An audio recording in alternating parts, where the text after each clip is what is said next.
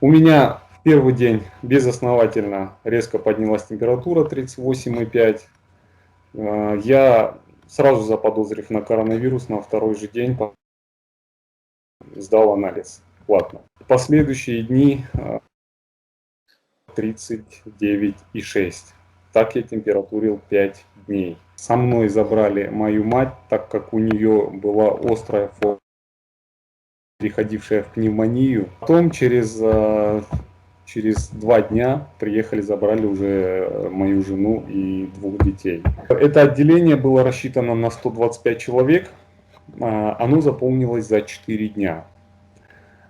После этого у меня были связь с родственниками, которые также заболели коронавирусом. Буквально через неделю как бы им требовалась госпитализация, но уже мест не было.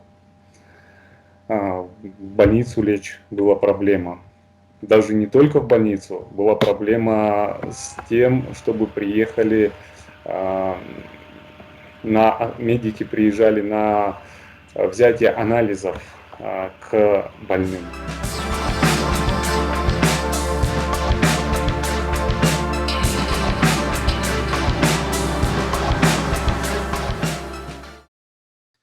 Лечащий врач, который был, хотя там по документу у меня написан уролог, не знаю, но то, как меня лечили, как они все-таки меня подняли из этого состояния, я никаких претензий не имею. Я неделю пролежал дома, лечился сам. В итоге, пока у меня не ухудшилась, скажем так, дыхательная функция, я не давал жене звонить в больницу. Это вот большой минус мой личный. Мы сбили уже температуру, и первая проблема была в том, что они не хотели меня везти. Температуры нет, оснований как бы в этом плане нет. Но так как у меня было очень тяжело с дыханием, я задыхался, и врач все-таки решил, чтобы меня отвезти. Чтобы вы понимали, я был в маске, кислородный вот этот баллон, и только вместе с этим конструкцией я смог добраться до железнодорожной больницы. Там сделали снимок.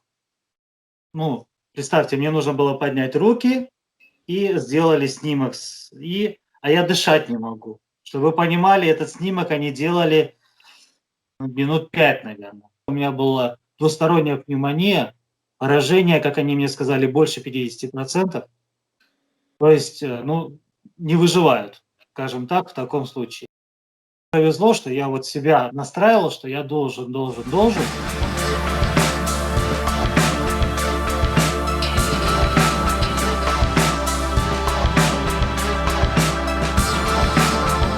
По тому протоколу, как они лечат, это, официально, стандартно, так положено. То есть такую пневмонию по-другому не вылечить. Вот такое объяснение.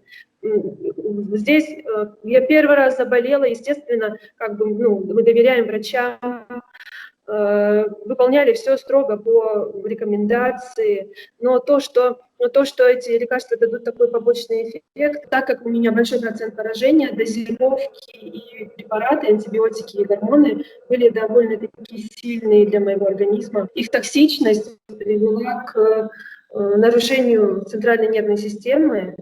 Сейчас у меня осложнение, тахикардия, усилился пульс. Кардиолог отправила меня к окулисту проверить глазное дно. Там я не смогла прочитать и второй строчки, близорукость. Последний антибиотик, который мне был назначен, в лечении из 3 антибиотиков, последний антибиотик, который мне был назначен, я почитала там противопоказания, там действительно прям идет тахикардия, учащение пульса, панические атаки, то есть все то, с чем я столкнулась. И хорошо, я остановилась на 4-й таблетке, я сказала пульмонологу, я больше это принимать не буду, но и учитывая, что сейчас мое состояние, я принимаю огромное количество лекарств для нормальной работы сердца.